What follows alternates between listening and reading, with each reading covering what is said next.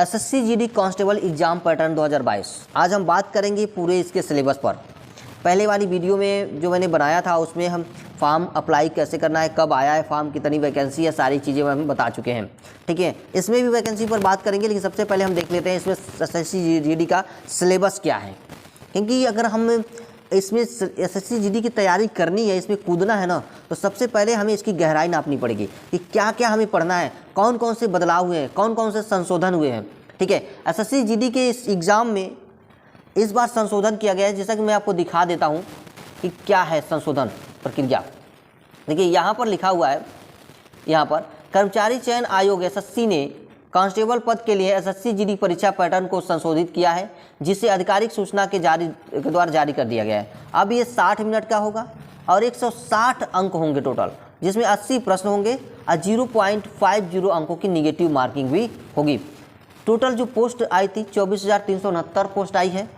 ठीक है, जो 27 तारीख को ही रिलीज़ कर दी गई। अब हम जानेंगे कि इसका पैटर्न क्या है, परीक्षा पैटर्न क्या है, किस तरह से आपकी तैयारी करेंगे। और मैंने इसमें कंप्लीट पैटर्न की बात की है, बिल्कुल कहीं से भी इसमें छूटने वाली बात नहीं है, एकदम कंप्लीट सिलेबस आपको दिया जा रहा है। तो चलिए देखिए यहाँ पर कह रहा है कि the exam consist of 4 section with 80 question. 80 question के साथ 4 सेक्शन में टोटल ये एग्जाम होने हैं और ये एग्ज़ाम जो होंगे ऑनलाइन होने हैं।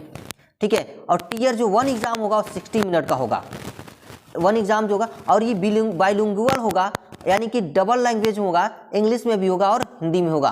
तो जो लोग हिंदी भाषा से ताल्लुक़ रखते हैं वो हिंदी भाषा में देंगे, जो अंग्रेजी भाषा में ताल्लुक़ रखते हैं वो अंग्रेजी भाषा में देंगे।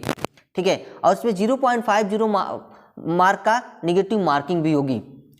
जनरल इंटेलिजेंस एंड रीजनिंग जो होगी 20 क्वेश्चन होंगे 40 नंबर के। जनरल नॉलेज और जनरल अवेयरनेस होगा 20 क्वेश्चन होगा, वो भी 40 नंबर का। एलिमेंट्री मैथमेटिक्स यानी कि 20 क्वेश्चन होगा 40 नंबर का। हिंदी और इंग्लिश दोनों 20 नंबर के होंगे, 20 क्वेश्चन होंगे 40 नंबर के, और टोटल 60 मिनट यानी 1 घंटा, 80 क्वेश्चन 160 नंबर। ठीक है, अब हम जानेंगे डिटेल सिलेबस क्या होगी। जैसा कि देखिए देख सकते हैं आप, मैंने पूरा डिटेल सिलेबस यहाँ पर आपके सामने बना रखा हूँ। ठीक है, तो इस डिटेल सिलेबस हम इसमें जानते हैं कि क्या है। तो सबसे पहला जो है जनरल इंटेलिजेंस और रीजनिंग का है। इसमें आपको पढ़ने क्या है, एनालॉजीज पढ़ने हैं, सिमिलरिटीज और डिफरेंसेस, स्पेशियल विजुलाइजेशन और स्पेशियल ओरिएंटेशन।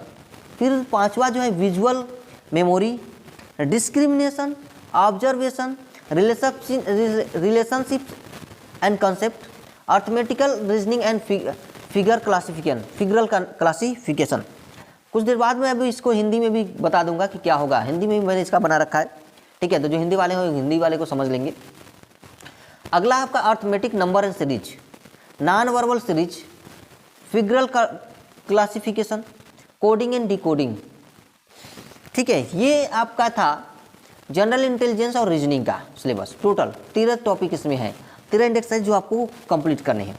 वहीं अगर जीके जीएस की बात कर दी जाए तो स्पोर्ट्स से क्वेश्चन आएंगे, हिस्ट्री से आएंगे, Indian and it's neighbour country से आ सकता है, कल्चर से आएगा, ज्योग्राफी से आता है, इकोनॉमिक्स सीन क्या होगी, जनरल पॉलिटी, इंडियन कॉन्स्टिट्यूशन और साइंटिफिक रिसर्च से क्वेश्चन आएगा ही आएगा, ये श्योर है। यहाँ से प्रश्न आने ही आने हैं। एसएससी जीडी इस बार के जो बदलाव हुए हैं और यहाँ से प्रश्न वो आने ही आने हैं।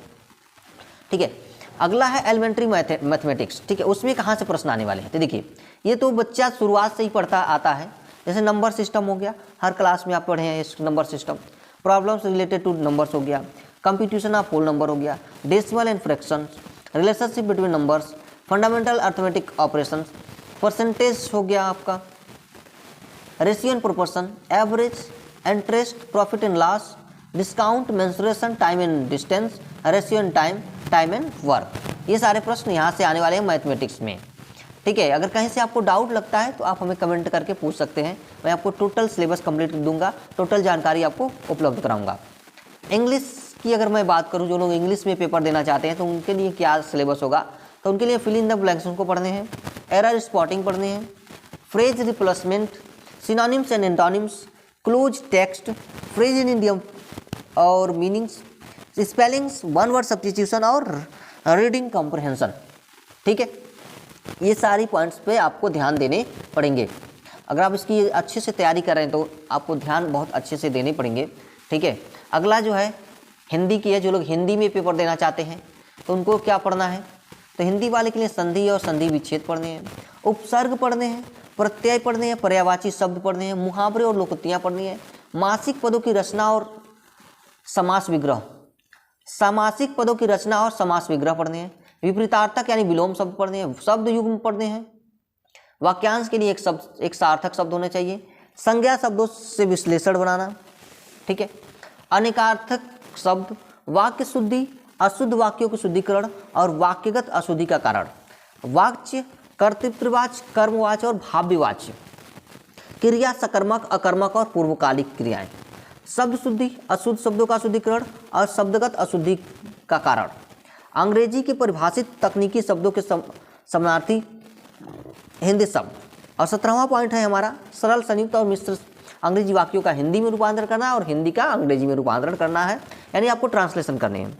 कार्यकालिक पत्रों से संबंधित ज्ञान होना चाहिए आपको, ठीक है, ये तो हिंदी में। अब जनरल अवेयरनेस को अगर ऊपर जो मैंने इंग्लिश में लिखा था उसको मैं हिंदी में भी समझा देता हूँ। जैसे कि यहाँ देखिए क्या क्या था, भारत और उसके पड़ोसी देश, ठीक है, खेल था, भारतीय संविधान, सांस्कृतिक, भूगोल, इतिहास, आर्थिक दृश्य, सामान्य, राजनीतिक, वैज्ञानिक अनुसंधान, उसी को मैं हिंदी में समझा रहा हूँ। मैथ में था क्या, हिंदी में है। यहाँ पर संख्या प्रणाली से संबंधित समस्याएं, भिन्नात्मक संख्या, मौलिक अंकगणितीय समस्या, संपूर्ण संख्याओं की गणना, दशमलव संख्या के बीच संबंध, प्रतिशत, समय और काम, औसत ब्याज, लाभ हानि, अनुपात और स्वानुपात, छूट, समय, दूरी, क्षेत्रमिति और अनुपात समय, ये आपको चीज़ें पढ़नी है। अगर वहीं सिलेबस रीजनिंग की बात कर दिया हिंदी में तो स्थानिक दृश्यावलोकन, समानताएं, मतभेद, अंकगणितीय तर्क, अंकगणितीय संख्या श्रृंखला, स्थानीय उन्मुखीकरण, कोडिंग और डिकोडिंग, दृश्य सृष्टि, भेदभाव, अवलोकन, रिश्ते की अवधारणा, चित्रात्मक वर्गीकरण, गैर मौखिक श्रृंखला। फिजिकल टेस्ट इसमें क्या होगा, पीईटी यानी कि फिजिकल एफिशिएंसी टेस्ट इसमें। तो देखिए मेल कैंडिडेट अगर है तो उसको 5 किलोमीटर की दौड़ लगानी होगी 24 मिनट में। अगर वही फीमेल कैंडिडेट तो 1.6 किलोमीटर 8.5 मिनट में, ठीक है। अगर वहीं फिजिकल स्टैंडर्ड टेस्ट की बात की यानी कि चेस्ट यानी मैक्सिमम हाइट कितनी होनी चाहिए, तो जनरल ओबीसी और एससी के लिए आपको 170 होना चाहिए मेल कैंडिडेट के लिए, वही फीमेल कैंडिडेट के लिए 157 होना चाहिए।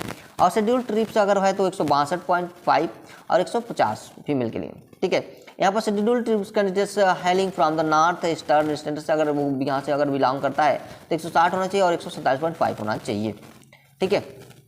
कैंडा अगर बिलोंग करता है यहाँ से north eastern state of Arunachal Pradesh हो गया, मणिपुर, मेघालय, मिजोरम, तो यहाँ से अगर वो बिलोंग करता है तो 162.5 होना चाहिए और 152.5 होना चाहिए। 10 का अंतर दिया गया है। यहाँ पर थोड़ी सी चेंजेस ये की गई है, आपको देखने को यहाँ पर मिल रहा है। यहाँ जनरल ओबीसी के लिए है सब कुछ, यहाँ पर देख सकते हैं आपको दिया गया है। रिक्वायर्ड क्या है, अनकरेक्ट विजुअल एक्टिविटी और डिस्टेंस विजन और विजुअल एक्टिविटी, तो ये सारी चीज़ें आपको दी गई है। तो मुझे उम्मीद है ये चीज़ें आपको सिलेबस समझ में आ गया होगा। कहीं से अगर डाउट हो तो आप हमें कमेंट करके पूछ सकते हैं, ठीक है।